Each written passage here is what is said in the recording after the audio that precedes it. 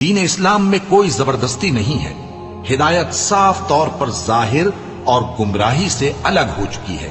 تو جو شخص بتوں سے اعتقاد نہ رکھے اور اللہ پر ایمان لائے، اس نے ایسی مضبوط رسی ہاتھ میں پکڑ لی ہے جو کبھی ٹوٹنے والی نہیں، اور اللہ سب کچھ سنتا ہے، سب کچھ جانتا ہے۔ جو لوگ ایمان لائے ہیں ان کا دوست اللہ ہے کہ اندھیرے سے نکال کر روشنی میں لے جاتا ہے، اور جو کافر ہیں ان کے دوست شیطان ہیں کہ ان کو روشنی سے نکال کر اندھیرے میں لے جاتے ہیں۔ یہی لوگ اہل دوزخ ہیں کہ اس میں ہمیشہ رہیں گے۔ بھلا تم نے اس شخص کو نہیں دیکھا جو اس غرور کے سبب سے کہ اللہ نے اس کو سلطنت بخشی تھی، ابراہیم سے اپنے پروردگار کے بارے میں جھگڑنے لگا؟